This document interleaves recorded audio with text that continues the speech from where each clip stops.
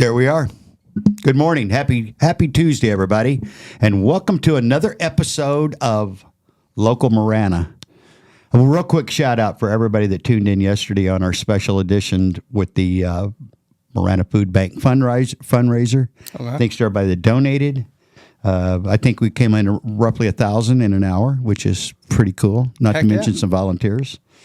We've got a good friend of ours back with us this morning, Mr. Daniel Romero. Welcome back, buddy. Yeah, thanks for having me. Well, welcome back. David's on assignment, as they say, somewhere else right now. And I thought for about 3 seconds, and I said, who are we going to bring in? And the next second, you're on the phone with me. We're chatting. So here you are. Nice.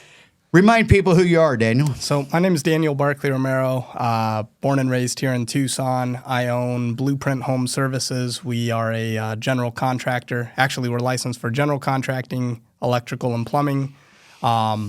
We do the majority of that being roofing and solar. And let's see, we started in 2017-ish. And we've just been rocking and rolling ever since. But in this last year, we've really started to take off and grow pretty fast and pretty big. And I'm really excited to see what the future has for us because we're doing some cool things. You are. Yeah. You are. It's been fun to watch. When did you come into the plaza? In other words, when did you and I meet? Because almost about 3 years, exactly 3 years ago, because we had a 3-year lease that we just renewed for another 3. So we're working on that too. Yeah. We've been here 16, going on another 16. Oh, man. It's been a good run. Hey, so the flavor, Local Marana, there's a lot of good stuff going on here. It's a lot of really good stuff going on here. Of course, with that comes some growing pains, and we all know that. That's part of the process. Sure. I have experienced, this is going to sound like Mayor Ed Honey now, I've experienced nothing but really like good stuff since we chose to do business here. Sure. I live in Oro Valley. I looked around, not to bash Oro Valley. I just couldn't, first off, I couldn't afford the rent. Mm-hmm. And then the restrictions that they wanted to put in place were just prohibitive. And when we chose Marana, is that your experience since you started doing business here? It is, yeah. Marana seems to have a lot of things. They're a lot more business owner friendly, but that it's also the town of Marana, right? You got to get a lot of blue collar workers. They're starting companies. They're looking for things to do. I'm on a couple of these neighborhood feeds, right? And it's just like I'm on an Oro Valley group feed on Facebook, a Gladden Farms, all of these different neighborhoods, and the amount of people. So you kind of notice trends like what people's talking about, and Marana's always talking about business and how to improve and how to grow and Oro Valley and some of like the city of Tucson neighborhoods that I'm in, it's few and far and in between. Yeah. So I think it's just the focus. The focus is more business owner oriented in the town of Marana, and that's helpful. So I didn't know that until I got in it, but luckily I was already in Marana. So yeah. But even like permits and stuff, right? Like we pull permits for solar installs, and town of Marana usually get pretty quick. Yeah, how does that compare? I never thought about that. That's a really good place to start right there. It's night and day. City of Tucson, I've waited as long as 6 months to get a permit approved back, right? Like if I sell a solar deal in City of Tucson, I'm going to set the expectation with the homeowner that this could take 6 to 9 months before we're able to get your system on, and that's just the way it's been. I think they've gotten a little bit better, but they used to be awful. And so now it's like I try to avoid selling City of Tucson deals just because I don't want to wait that long. And isn't that a shame? I lose interest. That's a shame. Yeah. That costs you money. It probably costs the homeowners money because I know how competitive your pricing is. Yeah, well, what it is people, when somebody wants something, right? Do they want to wait 6 to 9 months for it? Typically not. So, especially people who are looking to go solar, you've got a lot of people. You'll know solar and pools kind of go hand in hand with each other, right? Like people know like about this time, people are saying like, okay, my electric bill's about to get high. I want to start looking into this, and everybody gives us a call, and they have the desire to get it done before June, July, August, right? Well, City of Tucson, that's just not going to happen. Town of Marana, typically not a problem. Oro Valley's definitely better than City of Tucson, but not as good as Marana. Marana's pretty quick. They turn it around pretty fast, so that's nice. When I go out prospecting or I'm looking, if I were to like go back into door knocking or whatever, I would target Town of Marana because that's what's going to transact quicker and get paid quicker. See, this is why some of the conversations you and I have in the parking lot are, hey, step into a leadership role because we need to continue this. Well, yeah, we need to continue it. Yeah. And I always qualify that by saying, if it's not you, Daniel, then who do you know? Well, it's the town of Marana is growing, right? Like I remember Ina being dirt. You know what I mean? Like, and I really don't think anybody ever thought that we would grow this far. So now we're kind of at the point, like I'm looking at out some land out there in Marana, right? Because it's just going to keep growing out that way, and that land and everything's just going to get more and more expensive with the more infrastructure that gets built out there. So I'm looking to try to get a hold of something out there pretty quick. Wait till they get the exit fixed at the Marana Road exit before you do that. Then it's just going to cost me more. Buy the property now. Yeah. Buy the property now and then let its value just grow with every improvement they make. Yeah. Because Marana, the people that built Marana over the last 100 years, they're all out there. When we say out there, if you're from here, you know what we're talking about. They're all out there. Well, now out there isn't even out there, right? Like I remember when I was in high school, because I went to Mountain View. When I was in high school, Continental Ranch that's what we considered Marana, right? Like people would be like, hey, I heard of a party out in Continental Ranch, and it was like, I want to go all the way to Marana. I didn't bring an extra set of clothes. Like I was just planning on, It was a big deal, and nobody wanted to go out that far. Now it's like that's I go through there every single day. Yeah, when I moved to here from Phoenix in 2002, the population of Marana was 28,000, and now it's probably pushing 68,000. I mean, the number just keeps. Sure. Well, in 2018, I was doing some election stuff. The population was 43,000, so we've gone up 50% in population in a 5-year period of time. And when you look out in Marana, the area we're talking about, the growth is just staggering. I mean, the new homes and the new area, and there's still just thousands of acres left to be. Oh, there's a lot to develop in without affecting any of the agriculture, really, because I mean, we got a lot of property out here. Yeah, there's a lot of land out there. So you're a native. We talked about that in the past. I mean, my kids grew up here. I'm not a native. I got here as quick as I could, but that must have been pretty cool because you talk about going out to, I mean, it's your hometown, so people always take those things for granted. Yeah. Trust me. But that had to be pretty cool growing up here back when Ina, for example, was a dirt road and stuff. Because how's that? I guess what I'm asking you as a native, how's this feel to see where you're at now? You're almost becoming a metropolitan here in Marana. Well, see, it is. It's funny because my wife and I always joke about this because my wife and I went to high school together. We met in high school. We dated in high school, right? So we've been a part of each other's lives for a while now. And we kind of talk about like we're Northwest kids, right? Like we didn't know anything existed south of Orange Grove until like a couple of years ago, right? That's not true. That's an exaggeration, obviously. But I for the most part, when you're a kid, you're growing up, especially before you can drive, or even after you start driving, because you don't just jump in the car and say, I'm going to cruise all as far as I possibly can.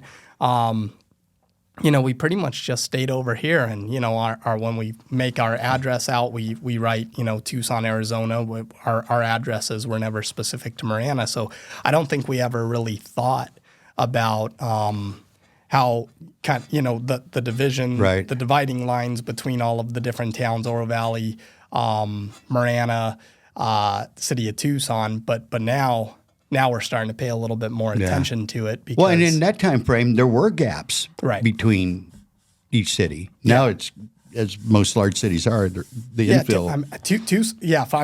Up until recently, Tucson's just been Tucson, and we were a suburb of Tucson, and that's when somebody says, "Hey, where are you from?" It's just Tucson, right? We used to always make fun of the people up in Phoenix or Scottsdale, right? Where, oh, you're up from Phoenix? Oh, no, I'm from Scottsdale, right? You're just kind of like, whatever, dude, you're from freaking Phoenix. Yeah. Shut up.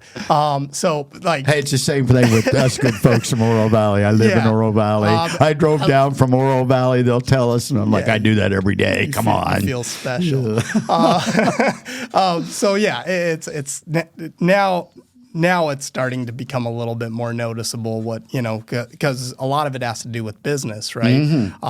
Where you have to be licensed, where the taxes get paid. And so I don't think it's been until only in the, last decade that I've actually started noticing dividing lines between this is Oro Valley, this is Marana, this is Tucson, this is, all these different areas. It's just all been one up until getting into business, and now everything's split up. Again, I got here, as I've said numerous times now, 22 years almost, and I'm home. Right. I still love going to Phoenix. I'll be there next week a couple of times. I wouldn't mind having something out around Queen Creek. Easy for me to say Gilbert, Chandler, in that area. Sure. Because that growth up there is, I don't know if you've been up there recently. That growth is insane. Around Gilbert and out there, that was unbelievable. Oh, yeah. I mean, and they just keep building more warehouses. The warehouses there, which substantiate or support the communities with groceries and products and stuff, they go all the way to Apache Junction now. Oh, yeah. Well, I mean, and even just it is getting more connected, right? Because there's a big stretch of dirt between us and Phoenix, right? So and like what I hear a lot about is people from like Santan, right? Santan Valley, right. That's where I'm kind of referring. Yeah, yeah, and they're either making the 45-minute trip north, or they're making the 45-minute trip south, right? And working there, but. Yeah, it's actually kind of opened up like recruiting for employees a little bit more because they got to work somewhere, right? And they're either going to go north, they're either going to go south. So it's kind of given us a little bit bigger of a pool to fish from. Right. So. And, a lot of that is affecting Marana in a positive way with the growth, with the housing, because I know people that live in basically Nogales or Rio Rico and places that work in Marana or work in Tucson. Oh, yeah. And then there are a lot of people that work shuttles. There's several people that come up here. And it's not that long of a drive. I don't know, 45 minutes. A lot of people that work in Casa Grande with the new developments that they've got there live here because it's a little more affordable than, say, the areas I mentioned earlier. I mean, remember when Casa Grande was just a Dairy Queen? Yeah. A Dairy Queen in a gas station. That was a turnaround point. If you lived here and lived there, as a matter of fact, we've done many drop-offs of kids and grandkids at that Dairy Queen there. Yeah. You can't even find a Dairy Queen now. It's still there. Hidden. Yeah. I've been in the desert for as long as you've probably been alive. I've been here since 80. Well, you were probably born around this time frame, 88. And the growth that I've seen is just, I love it personally. I don't want to overwhelm. The point is, if you're not from here, and you might not get a clue of this, we've got lots of space still. We're never going to get, as long as we're not crazy, we're not going to get into, we're not going to kill a bunch of cacti and ruin our mountain ranges if we're careful with thoughtful leadership. Yeah. Now, you may take another approach because you grew up here, but... Well, Tucson's one of those things that, like, I feel like everybody wants to be here, but then when they show up and they realize that, like, the infrastructure isn't built out the way they want it to be, that's what makes Phoenix look appealing to them, right? They're like, Absolutely. I'll take the 5 to 10 more degrees in the summertime, but I have a freeway system, right? Logistics, I don't have to go stoplight to stoplight for an hour just to get, a couple of miles up the road. So that's the hard part. And then, I think people like, because we get a lot of snowbirds, right? We get a lot of snowbirds. We get a lot of retirees. Hey, guys, the snow has melted. It's time to go home. It is. Get out of here. But please come back next year. Yes, and bring your money. Yeah. Yeah. But what I'm noticing a lot more people doing is coming here and staying, right? So, and they stay for a while, but I think a lot of them, especially because they're from other cities that have like a freeway system that's built out and all of that kind of stuff, that gets old to them really quick, where they're like, man, I didn't realize I don't like sitting in traffic this much. But then again, if you're from, if you're coming down from like California, LA, like our traffic here will just, even if we didn't have a freeway, it would never hold a candle to what they got to deal with over there. So I guess it all just depends on where they're coming in from. It's again, I love Marana. I do. I love the whole area, but the joke is, and it's actual the truth, I live in Marana. I sleep in Oro Valley. I've kind of got the best of both worlds. Sure. Because I can do business more freely and open here, and then I get to where I'm at. It's pretty special place. It's quiet. It's dark. Yeah. There's not a lot of movement in my neighborhood as far as traffic and stuff like that. It's really cool. So I get the best of both worlds.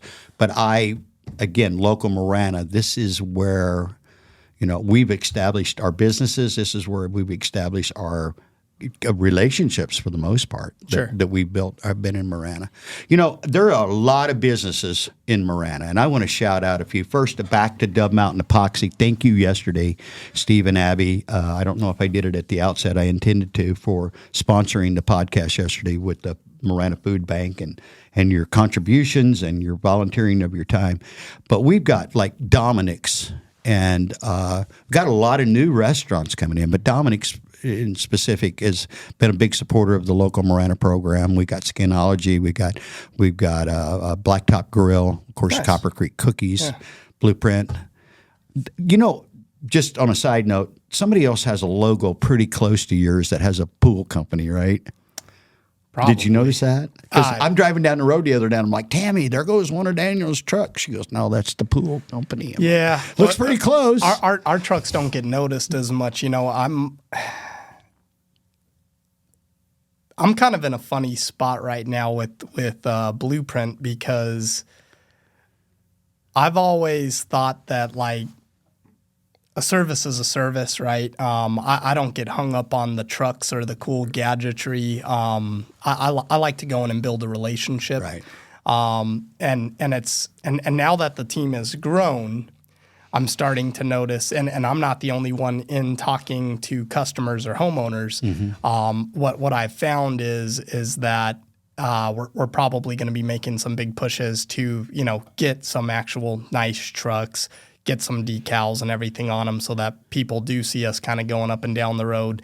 Up until now, it's just been like I'm super busy. I haven't needed the extra exposure, but even more so just for a look of professionalism, right? Because now I've got my other sales people. They're saying like, hey, it'd be really nice if I showed up in like a clean looking truck with something that said Blueprint on the side. I'm like, well, why? The truck's outside. You're going to be inside talking, right? Like, are you going to give them a ride around the block? Like, what is the importance of this pretty truck, right? But I guess that's a thing for people.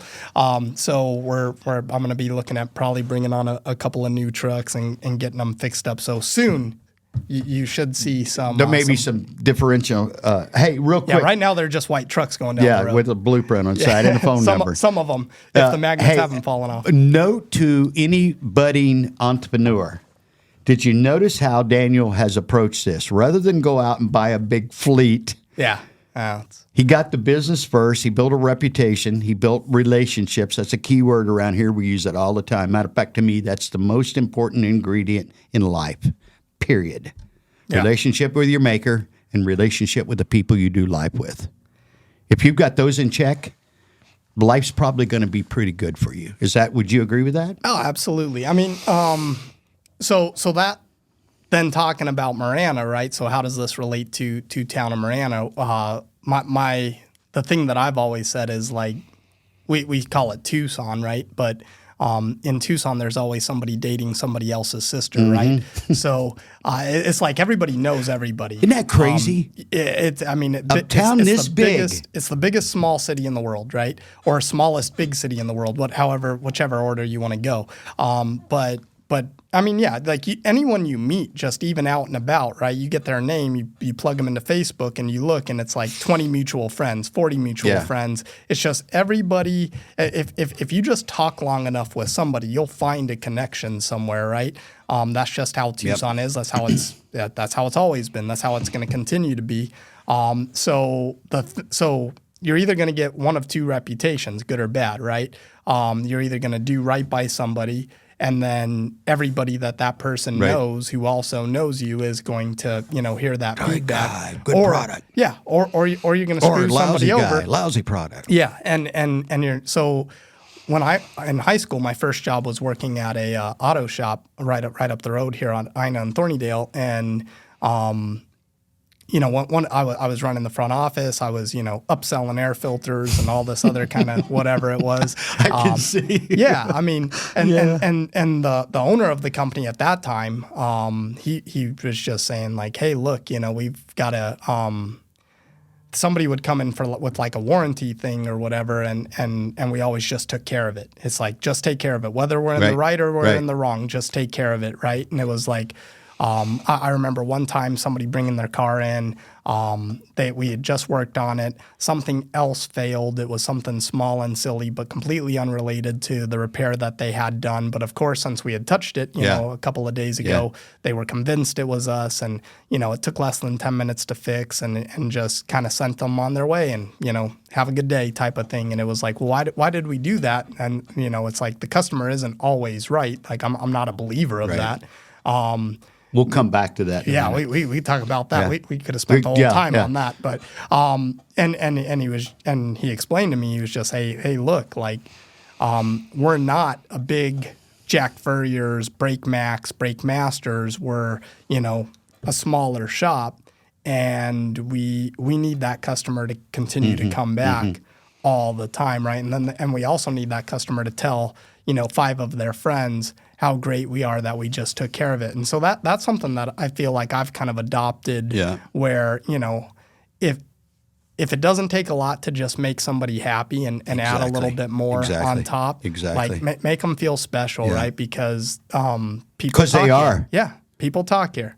They're your board of directors. Your clients, your customers are the people that keep you in business. And I grew up in a little small town in the Midwest. And so everybody knew everybody, of course.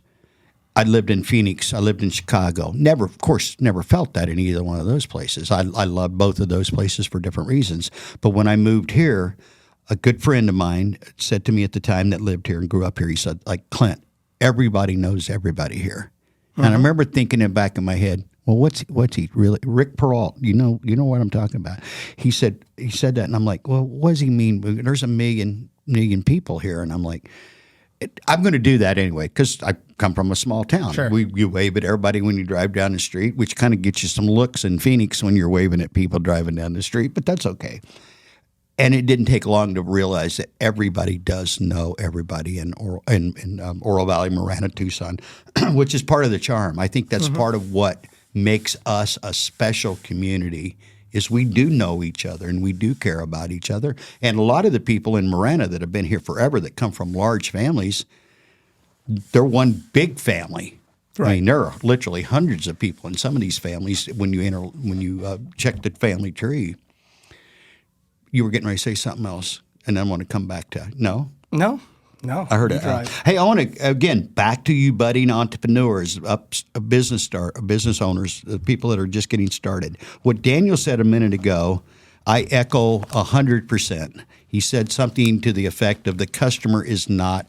The old saying is the customer is always right. Now, guys, come on.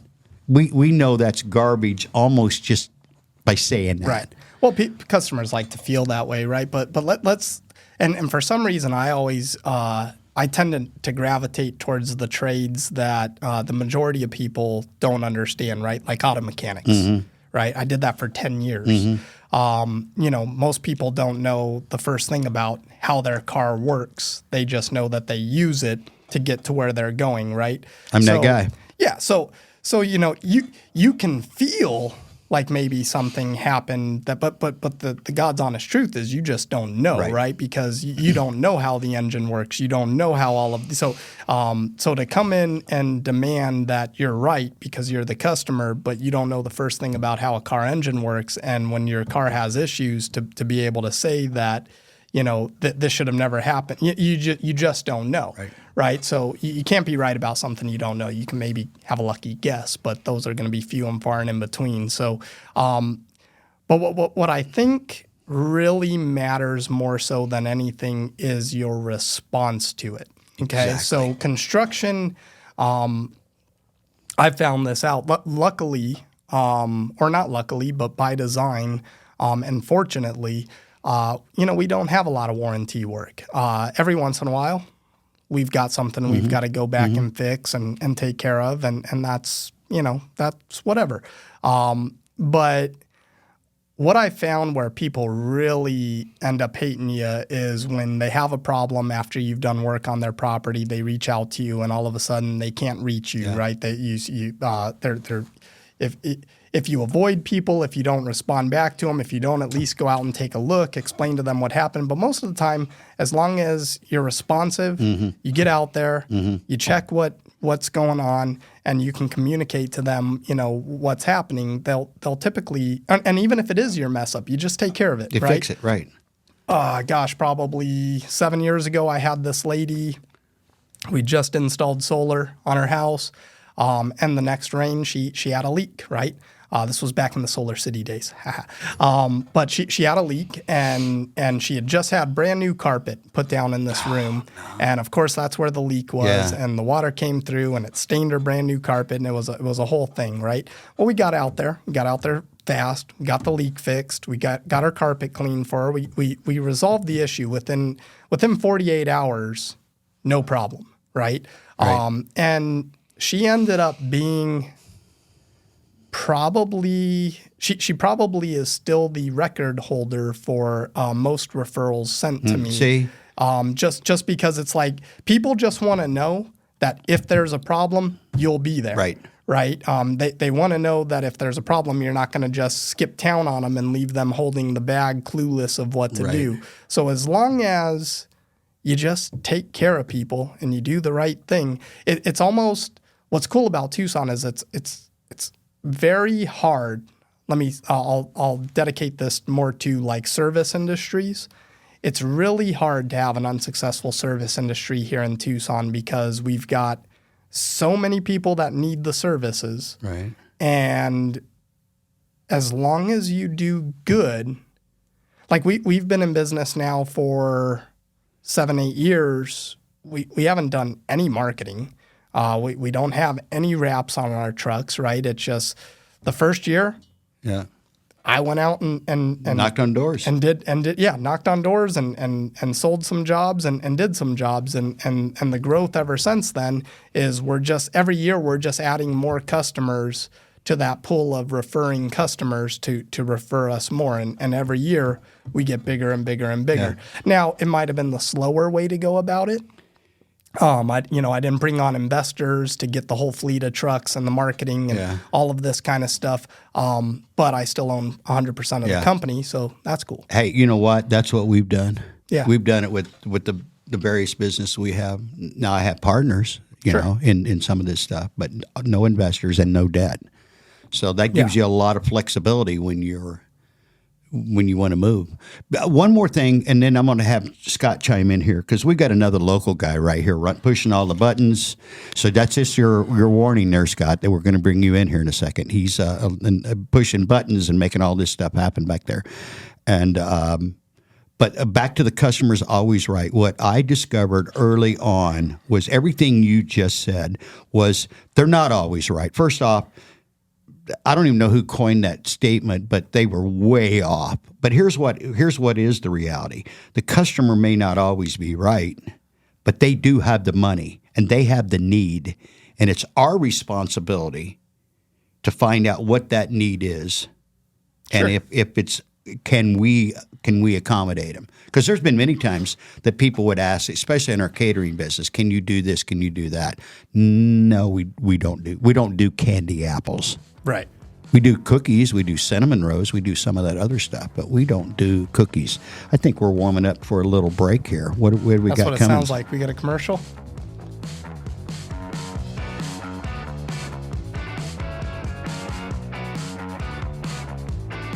Discover the power of 88 Crime, where your anonymous tips are rewarded with cash. When you call in anonymously with the tip, you are given a code.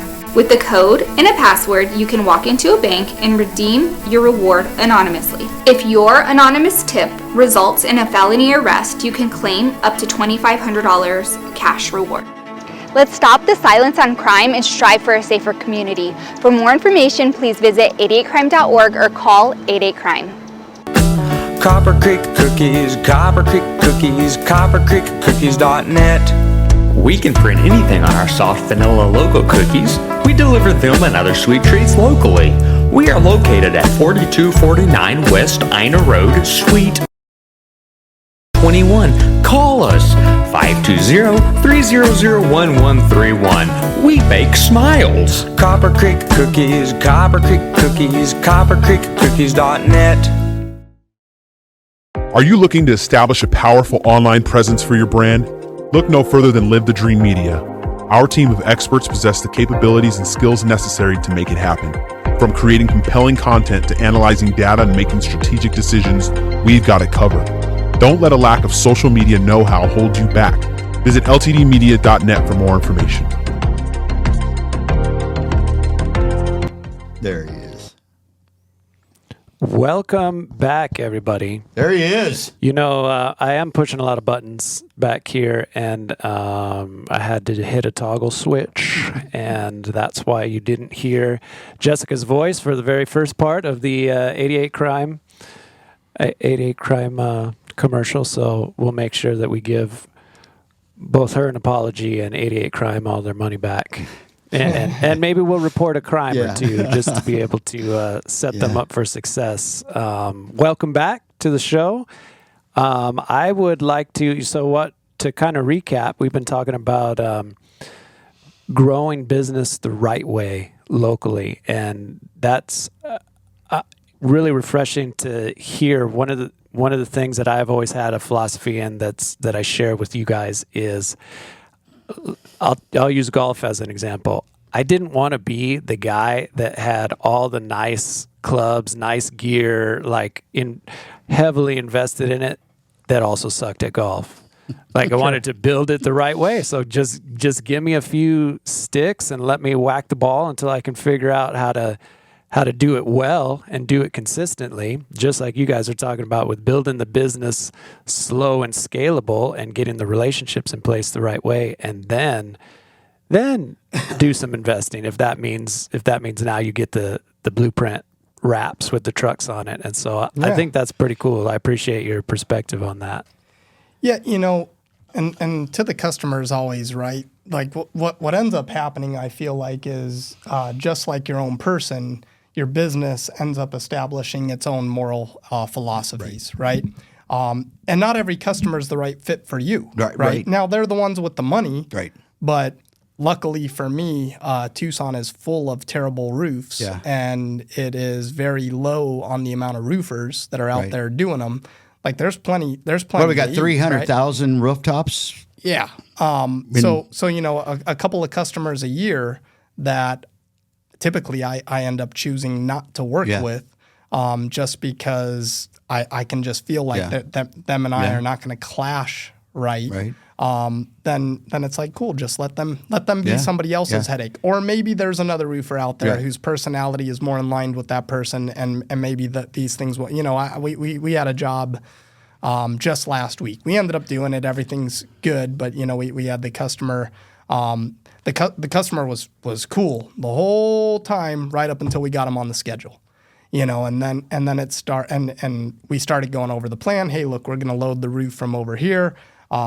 This is what we're going to install and where, and all of these kinds of things. And all of a sudden he started, coming in with, well, I don't want you to load it over there. I want you to do it over here. I want you to do, and it was just kind of like, well, you want to do your own roof?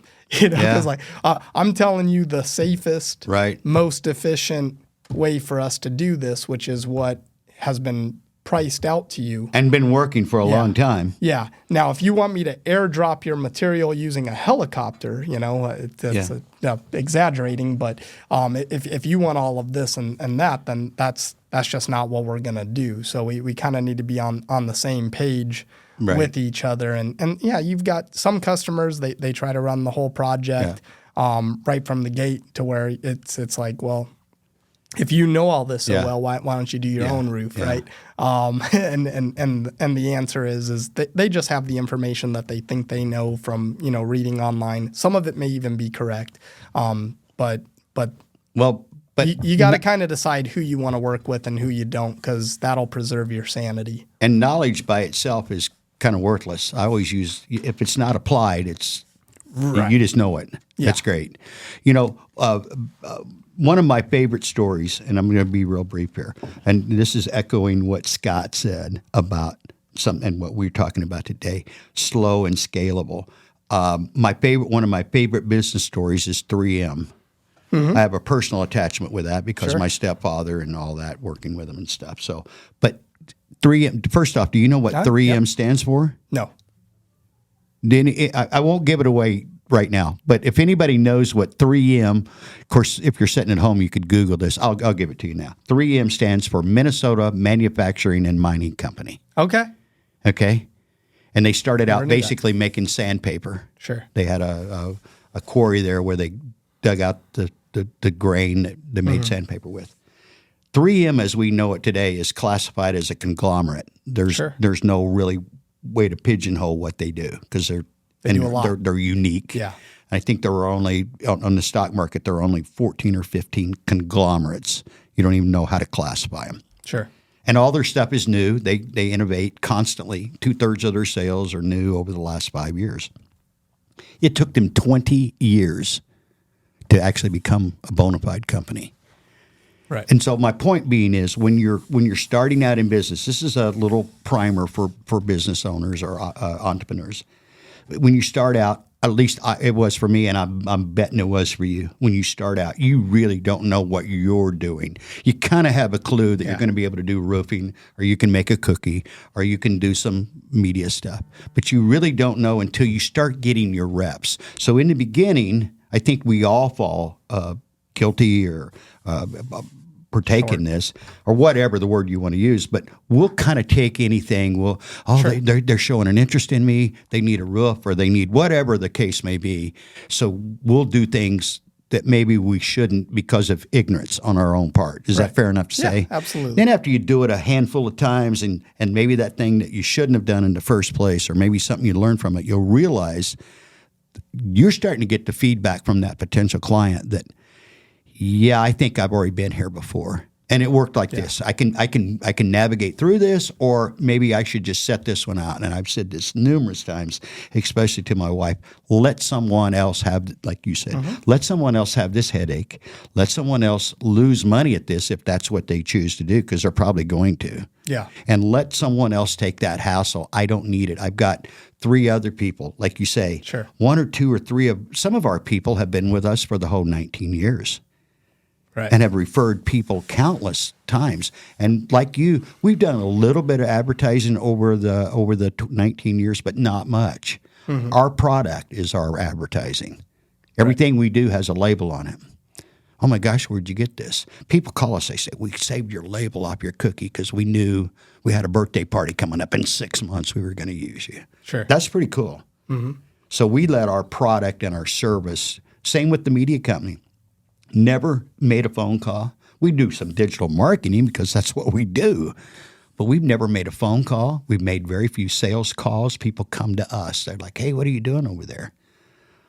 I'm a Gary Vee guy when it comes to that. Sure. Just keep doing the job. Right. Just keep doing the job and doing it to the best of your ability every time. Do what you can to make money because it is a business. These are not for profits. But you can't. It's like people, and you probably had people do this or ask you this as well. Well, Clint, what was your ROI on that? Right. Well, I just did it the first time. So honestly, that's not even a question that you should even be asking me, because if I've done it the first time or 3 times, I probably haven't made money at that point. I mean, the first 5 years you're staying afloat, right? Well, the IRS gives you 5 years to make a profit or declare it a hobby. So if they already understand that. Yeah, it's one of those things that even now, right? Like, I feel like regardless of how long you've been in business, you should be learning new things every day, right? Or new lessons. Unfortunately, in construction, every lesson I learn is expensive, right? So, you know, I always joke like I never have a mistake or an accident that's cheaper than $3,000, right? That's just right. Even when my guys call me and they'll tell me something like, "Hey man, we spilled a gallon of paint," right? And it's like $50 to go get another one. It's like I didn't even want you to call me about that. Like just go get the gallon of paint, right?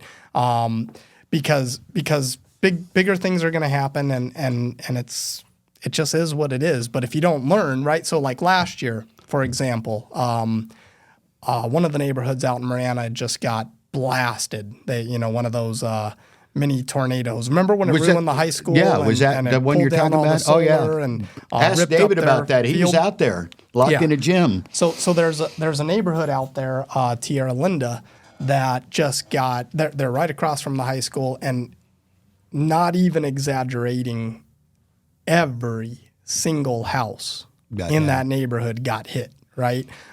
Every single roof had tiles blown up and off of it. Every single house had interior water damage that came through. So every single house was an insurance claim, right? Mm-hmm. So insurance claims, they get pretty muddy because the insurance company is always trying to pay the least possible amount or none at all. You've got the customer who they just want their house fixed. They don't want to mess with any of this. The insurance company doesn't want to pay anything, and so we go out there and so in one day we had 20 insurance claims basically opened up where we're working with the insurance, but they're not moving fast and everything's busy because they've got more than one claim that they're dealing with too. And we've got the customer over here that just wants their house put back together. They don't necessarily want to wait for 6 months to 9 months for us to go back and forth with the insurance company. They want their stuff ready for Christmas. They want their stuff ready for Thanksgiving, all of these types of things, right? So what did we do? We leaned forward on all of the work before we had insurance approvals, which I've been working with insurance companies on claims. I kind of knew that was a no-no, but I just wanted to do the right thing for the customer, get their houses put back together. I'll settle up with the insurance companies on the back end, right? I'm still in the process of chasing probably 6 or 7 of these insurance companies that are fighting, and then the downside to that is like, I leaned forward on these jobs to help the customer because they didn't want to wait. In this case, customers in your community, these are your neighbors. Right. Technically. And so I guess one thing that I'm kind of bummed out, but what I learned is that, now I've done all the work for the customer, as grateful as they were that I pushed their job forward and I floated all of the money to get their house put back together. They're not really advocating for me to their insurance company, right? They're just kind of like, well, they got theirs, dude. Yeah, they're done. They're set. So thank you, Daniel. Yeah. Here's a birthday card. I won't even get that, but yeah, if I ever get paid on these jobs, it'll be great. If I don't, it'll be what it is. But I learned from it, right? I'm not going to go after the customer. I'm not going to do anything like that. The money's not big enough for it to mean that. I lose a couple grand, but just keep moving.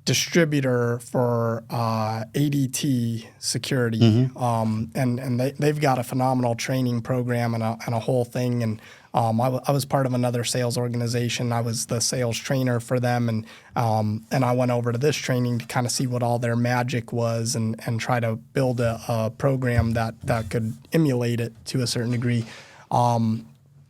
And one thing that I caught from there that's always stuck with me is it said businesses don't grow, people do. Right. Right. So as long as your people are growing within your business, your business in line with it will continue to grow as well. So it's all about how are your people improving. Think about what you just said. I mean, that it's an obvious, right? Because the equipment don't run itself. No one's putting the solar panels up by themselves. It's manpower. It's personnel that do that. Right. And you guys are certainly better today than you were last year, than you were the year before, than you were the year before. Yeah. We just get better at things. We talk about it all the time around here. Get your reps in. And once you've done this 10,000 times, you'll probably be pretty good at it. Yeah.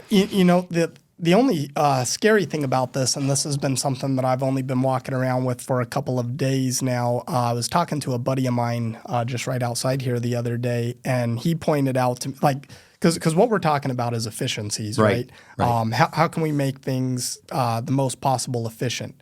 Now, why are we doing that, right? Is the end goal more money, more freedom, more, what is it? I think it's all. It's probably I think it's all of of those things. But here, I guess here's what's scary, and this is something that I think I probably haven't digested this thought all the way yet. So this will probably be very rough draft version of it. But it's like 20 years ago, or let's see, it'd be more than that. Let's say 30 years ago, using computers in business or even the internet, let alone, would be fairly rare, right? I mean, most people were still writing hand estimates. They had their estimate book. They did that. They were balancing their 30 years ago, manually. absolutely. They were, everything was mostly paper. Especially the smaller businesses. Larger businesses had kind of moved into that. But the bigger guys, sure, but but they were still doing like the punch card stuff, right? So what my buddy Adam pointed out was, he was like, well, because we were talking about AI and how it was going to just make things so much more efficient, to where, instead of having to spend 30 hours on this one task a week or whatever, it would minimize it down to like 2 hours, and then gosh, I'd have 28 hours of free time, right? But a question he posed to me, he was like, what's weird about that is everyone thought the computers and internets were gonna make things so much more efficient to where then they wouldn't even have to do the work anymore, right? He's like, but we're still working 40, 50, 60 hours a week, right? So we as humans tend to just, when something becomes more efficient, we just put more on our plate. Okay. 1980s, maybe 82, 83, 84, I worked at this little company called Radio Shack, the Tandy Corporation, that had been in business for 100 years. Where are they at now? They're gone. Yeah. I think there used to be one right across the street. Right over here. And I think Tandy now is doing, they're doing something totally, they're still a little corporation, and they're doing something totally like gaming or something. But I sold at a big Radio Shack store in the 80s, and I remember the company, I don't know if it was a company thing, but we all promoted this. We're selling that big tower TRS 80. We're selling these bad boys all day long. People have no idea what they're doing. And I remember saying and believing, hey, this is going to eliminate the use of paper. Right. Right? All we did when we created computers with the ability to produce volumes more paper than what we ever did before. Now we can just crank it out all day long. We don't have to proof any of it once we've got it in place. So actually the opposite of what I believed was going to happen, or we were convinced at that time, was because everything was going to be done with computers, right? Now we can just do reams and reams and reams of paper. Right. Isn't that crazy? And that's a 40-year time frame. But as you were saying that, I'm like, yeah, that didn't work out the way we planned. Right. And I believe the same, because you and I had a real in-depth, if you haven't seen it, go back and check it out. So Now You Know episode, Daniel really did a deep dive on AI. And I've listened to it a couple of times. And Daniel, I think there's quite a few things you mentioned in there that I think are going to be, that happen.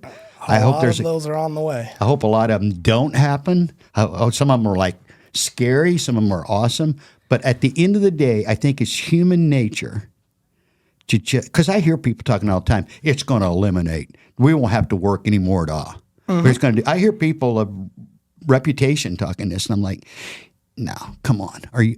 First off, we can robot everything. We can robot everything. We can, but that doesn't eliminate. Somebody still has to work on them. Somebody still has to.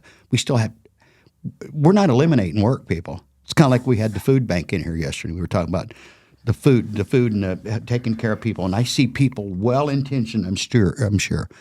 Let's stomp out hunger. Let's stomp out these things. That's not as much as we'd love to say it. And theoretically, it's possible. But realistically, it's not possible. It's not going to happen. Not in the next 100 years, but I think probably within the next 200 to 500 years. So we'll be long gone. Yeah. I think that is. I've been doing a lot of thinking about this lately, and it's just like, as a human species, right? Like we're really all just in one big of game of just survive, right? We're born one day, we're on this planet we know nothing about, with people we don't know, and it's just that the game that we're playing is just don't die, right? I really do think it is as simple as that, right? We're just all here surviving right now.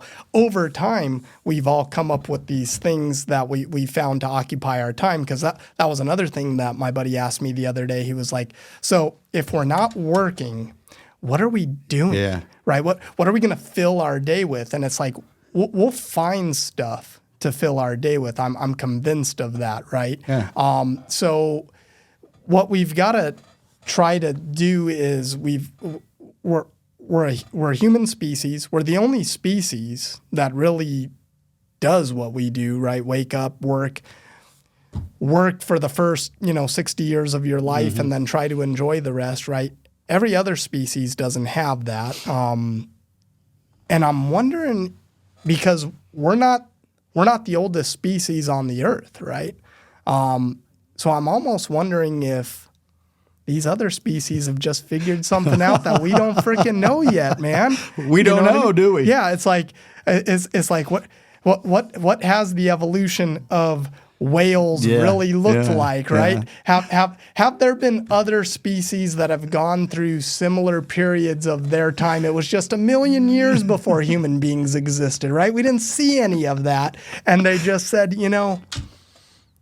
that's harder than it has to be. Yeah. We don't need to make life this hard. We just need to enjoy it. So I think as the human species, we've got to remember that the two core functions that we're trying to serve is stay alive and be happy, right? Like, because if you're alive and not happy, then that's kind of a waste. But if you're but if you're alive and like that's what everybody's goal should be, right? And everything that we do, from the place that we work to the amount of money that we want to make to the things we buy to where we live, isn't that all predicated on what's going to give me the highest level of comfort and happiness for my budget?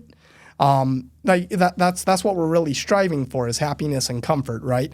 Don't die, be happy, stay comfortable. And so I really look at it from that primitive lens, where it's like, that's what my goal is, right? I want to see if I can live for the longest period of time possible in the happiest way possible. Are you happy? I'm so happy, Clint. Yeah, I'm probably one of the happiest guys I know.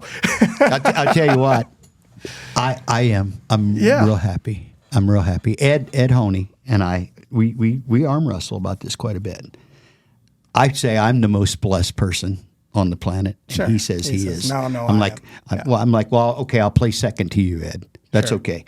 But I really am. I think, but I would push back a little on something you said there. Okay. For me, it has, and it may be easy for me to say, but it's very little about material stuff or how much I have or what I can do. It's who I'm doing it with. Right.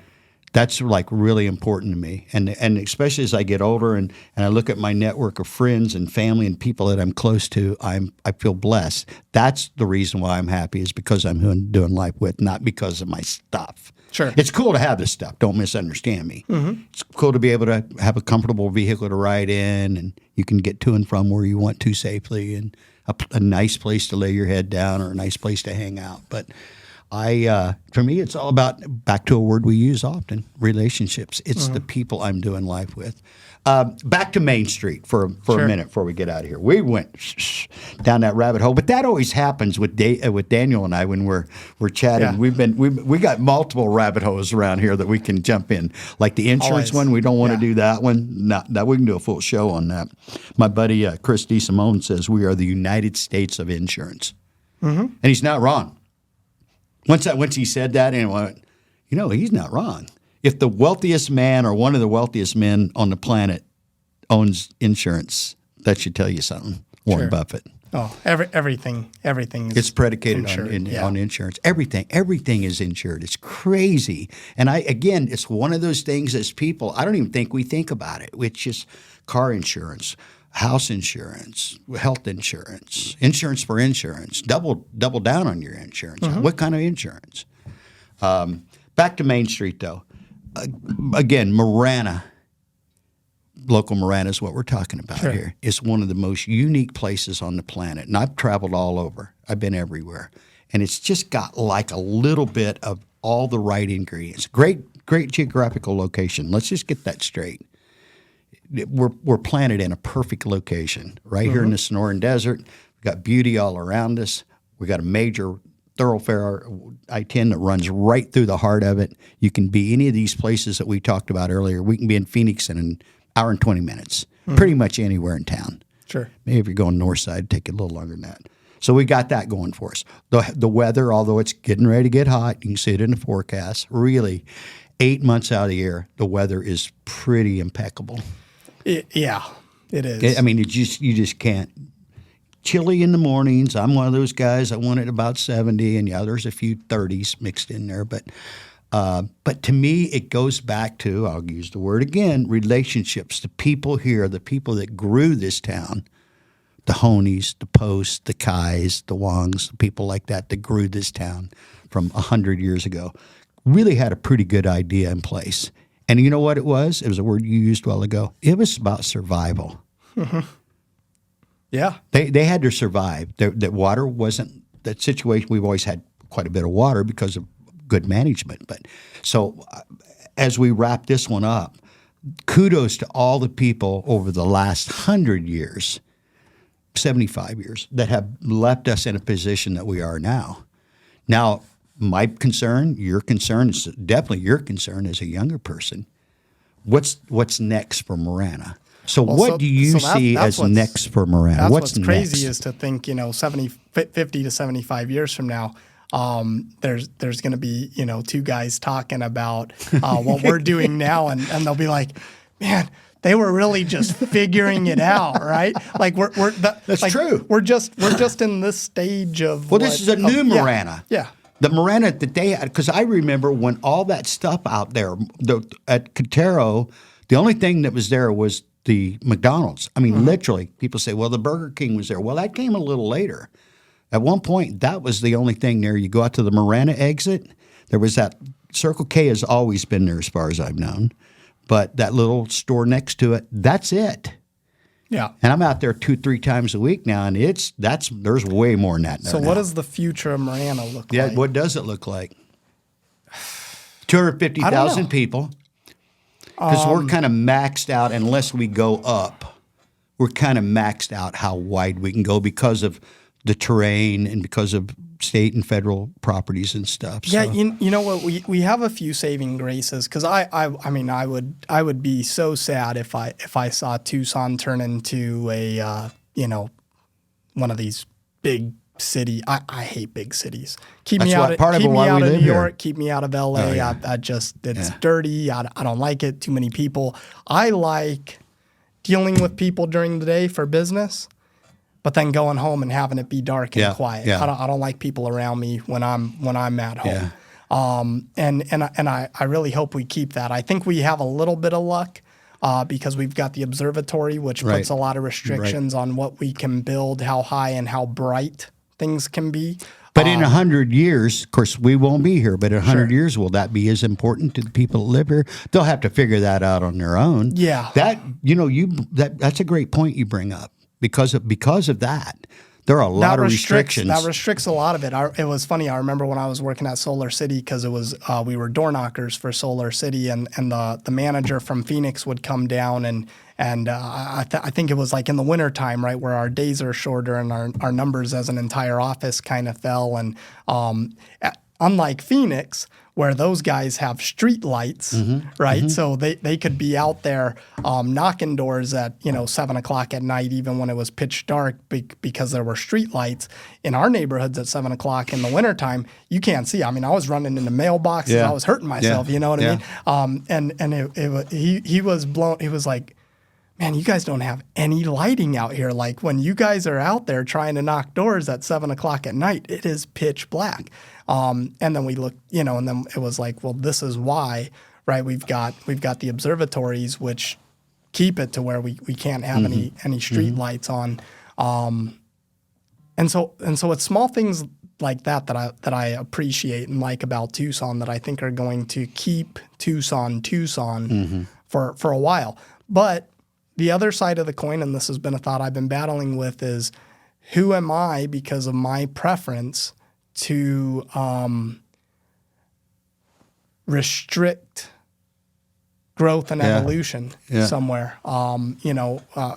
Everyone's always going to. As human beings, we don't like change, right? We're comfortable in what we know, right? So anytime anything's thought about being changed, we're always going to have immediate pushback. But what we've seen throughout history is changes come, and it's just a matter of how hard you're going to fight against it, right? And you can fight until you're blue in the face. If something's going to change, it's going to change whether you want it to or not. Hey, every one of us took someone else's view Right. when our homes were built. That's just the reality. Sure. So it stops with me. To me, that's very small-minded and selfish. And we talk about it a lot in our neighborhood, because there's been a lot of change. Because at the end, when I first moved on where I live, I was the end of the road. That was it. Right.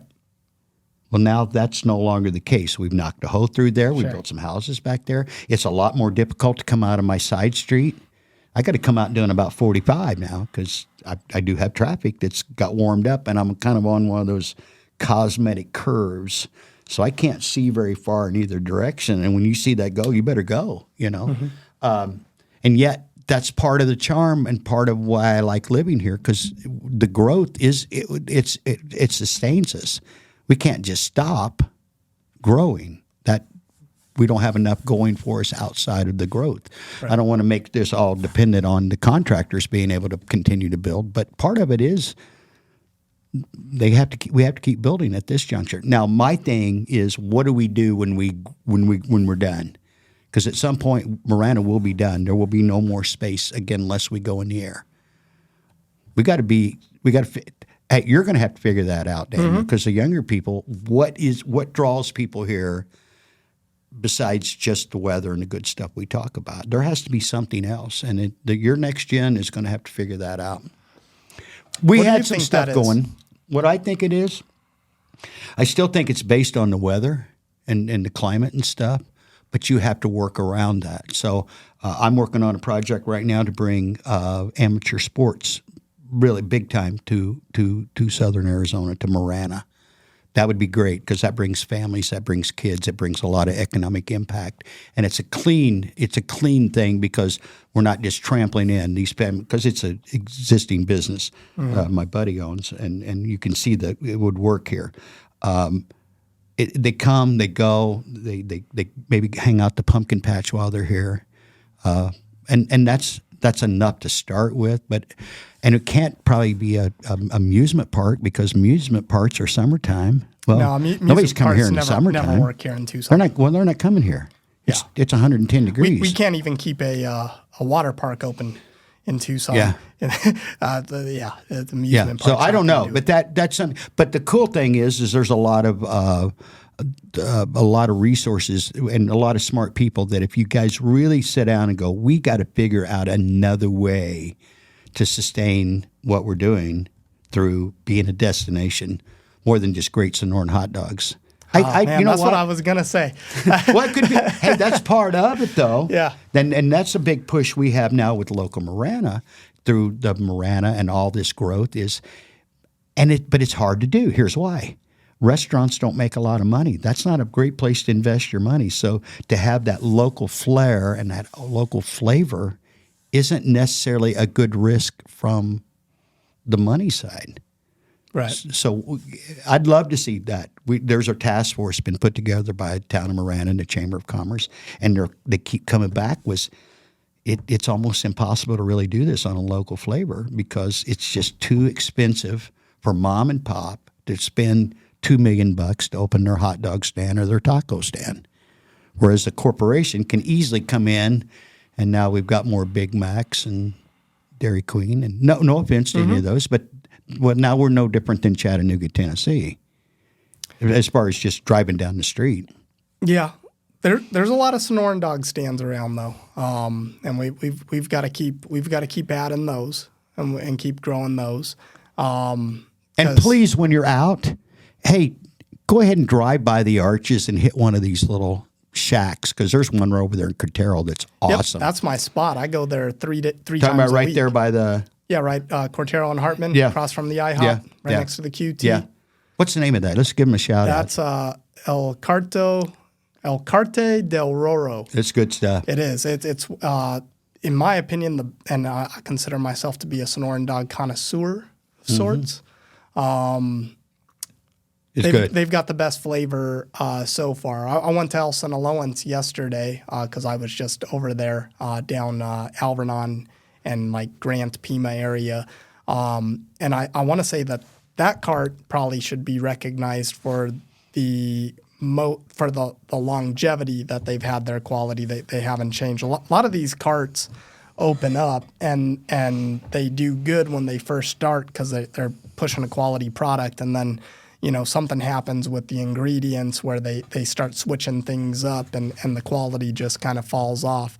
And El Sinaloans, they've been doing pretty good for I haven't noticed any changes within the last decade. I've noticed that too, and this happens in restaurants as a whole. But the original operators there now they're growing a little bit, so now it's not the original guy in the cart or in the truck, and it's an employee, and they're just not as good as the person that was there originally.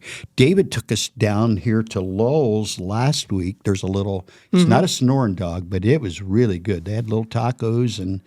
Yeah, I think they even have Sonoran dogs, but they got tacos and a bunch of other stuff too. I wish I could think of the name of that little place down here at Lowell's parking lot, right across basically from Old Father Inn. And it was really good. It was. I had a couple of little tacos, and man, it was really tasty. Yeah, the guy who's on Cortero used to have a second cart that was in the Lowe's parking lot, and they had two locations. But was he over here? Was it? He was yeah, here? the Sonoran hot dog stand was probably about a year and a half ago. I remember. I went down there and got that a couple times. That was with the same people. So but we're now going to they solve only our have the one problems with location. Sonoran hot dogs. We are. Is that what we're going to do? I think so. Okay. That's what I try to do anytime I'm having a rough absolutely. day is go get a Sonoran dog. It seems to fix everything. Hey Scott, you've just sat back there all morning. We saw one little appearance, and jump in here real quick because we're getting ready to wrap up, and I know you've got a whole lot you can bring to this conversation. So kind of tie up this web that we've spun this morning. Well, some fun facts that I think we've got some great takeaways today, and one is. Do the best you can not to die. And that's great advice coming from live local Marana and the evolution of the business owner. And just I appreciated listening to you guys on the Sonoran dogs because, it's all about supporting local business. And we want Marana and these surrounding areas to be unique and different for a reason. And the way they will do that is without all of the chain restaurants. They'll be done with local business owners, local service folks like Blueprint and Daniel, and that's who we're here to support. Yeah. Well, let's think about this to the restaurants. Let's tie this together to the whole don't die, right? So if as a species, I'm trying to think of the two most important things to me, which are how do I live the longest that I possibly can and how can I be the happiest that I possibly can, right? The earlier I start getting into pain and discomfort, the quicker I'm going to be unhappy, right? Well, all we know is that all of the mass-produced food that we consume every day at incredible levels is, we don't know what they're putting in that crap, right? Like we have no idea what's going on. It's like, it's kind of, for me, right, I listen to the stories that, I remember my parents telling me about the stories of the 70s and the 80s, and it was everyone smoked. Yeah. And no one even knew that it was bad for them. And then all of a sudden we found that it started killing people, right? And so I'm always kind of walking around wondering, I wonder what our generation's little aha is going to be, where, we end up telling our grandkids that, like, yeah, this is what we did and it was really bad. And I think the fast food is probably going to be one of the biggest ones, because we just have no idea what we're putting in our bodies. None. And Subway, all we know is that it can't be good. Subway a few years ago had ground up yoga mat material in their bun. Remember that? I don't, but Yeah, I that was part of the thing. And what genius said, "Hey," I'm sure it was more than that, but it was the same component that was in yoga mats was in the bun to make them either prettier or hold their shape better. And like, what genius came up with that idea? I mean, really. And I think about the first McDonald's, because I remember the first McDonald's that came to my hometown. It wasn't this McDonald's. Trust me. Most people were still eating at home at that time frame. You couldn't have been that and compete with mom's cooking and survived in the 70s. This was a slow process to where I won't name names because I'd be bashing restaurants, but there are a lot of fast food restaurants I will not eat at. I'll just keep going till I can find a Sonoran dog versus go there. Well, food is going to be one of the biggest things for the future coming up, because if we want to be healthy and we don't want to be in pain and we want to live for the longest period of time, I think it's going to be something that I really do think probably in the next 10 to 20 years, people are going to really start looking and cracking down on that, right? Because it's just it can't be good. Well, what we're putting into obesity right now. Scott, maybe you can help me here with some serious backgrounds and stuff in the medical and as a first responder. But obesity right now, I think I read the other day, is like at its all-time high in the United States. Does that sound right, Scott?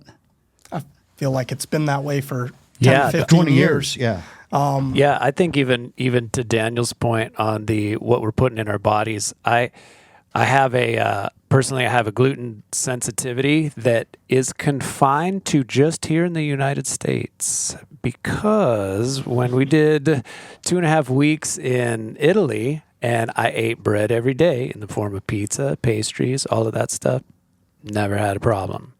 So it's the ingredients that we've decided along the way to cut a lot of corners to maximize profit and get all of the stuff out into the chains to feed the people that is having an effect on us. And I noticed it when we spent a couple weeks elsewhere. So that's facts. Yeah, no, I mean, I've watched a little bit, some documentaries on all that. And it's even talking about like the, broccoli that grows from the ground, right? And is supposed to be high in iron, right?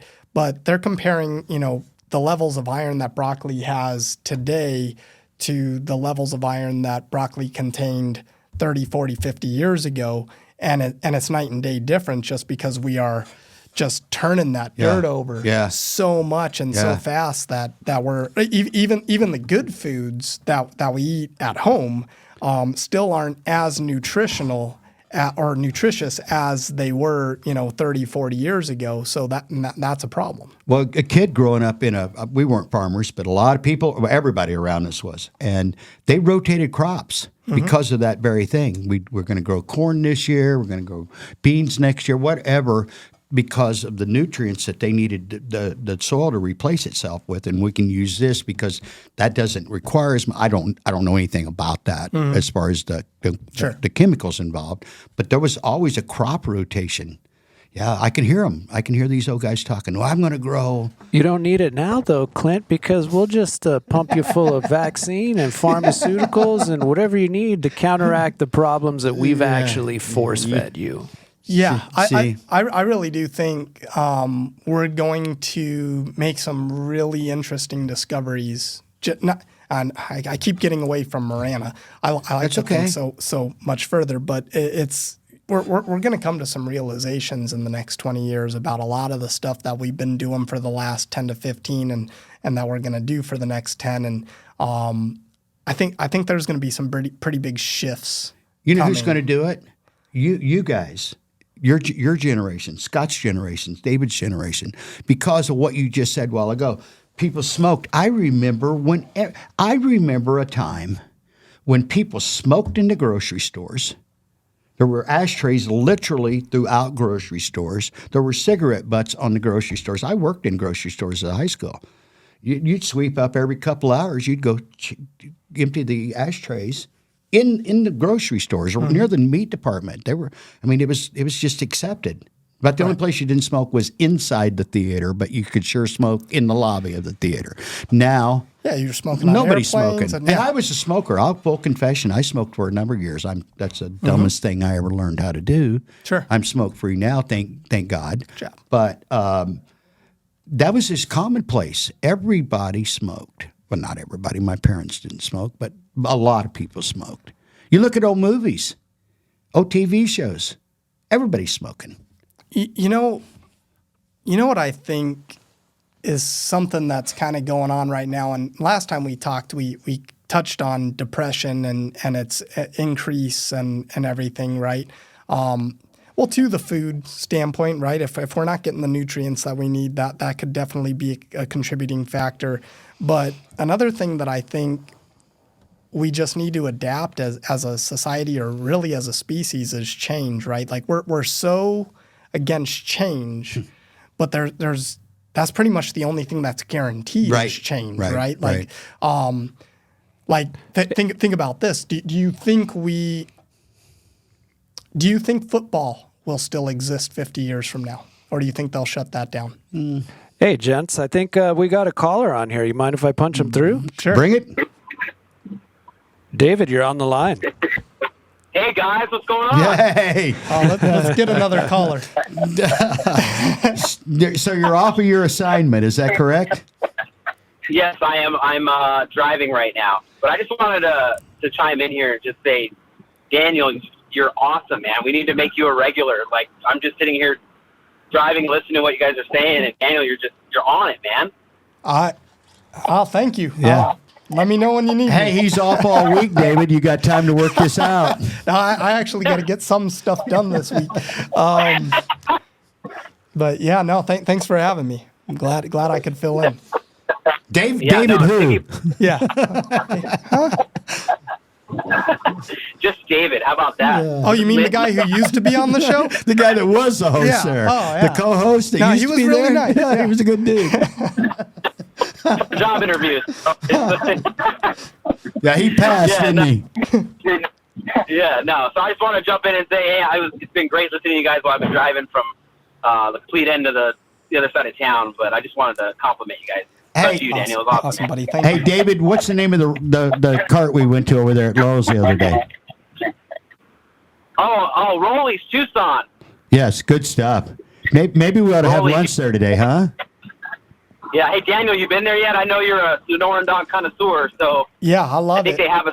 You been to Rolly's? They do. Yeah, I had their tacos, which were phenomenal. Their Sonoran dog was definitely good, but I wouldn't pick it over my Carte de Roro off of Cortero. That one's my favorite for right now.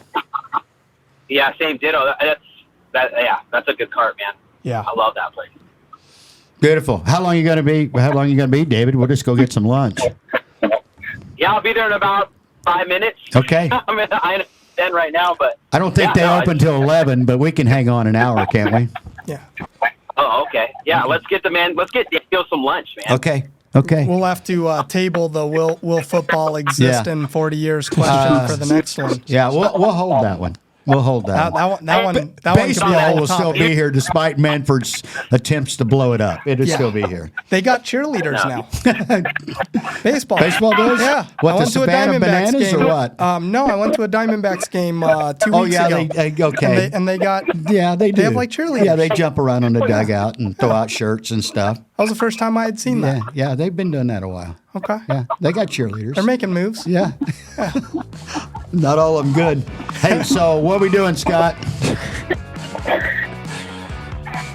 That's a sign that we're going to go ahead and call it a day. Okay. And thank you. You wrap us up. Take us so out, very Scott. much for everybody for listening with Clint and our new, just got hired here, Daniel, for doing some co-hosting. So great job, gentlemen. Thank you for supporting local Thanks for Marana, having me. Arizona. Thank you for supporting local business. And we will all be back soon. Thank you. Thank you, guys.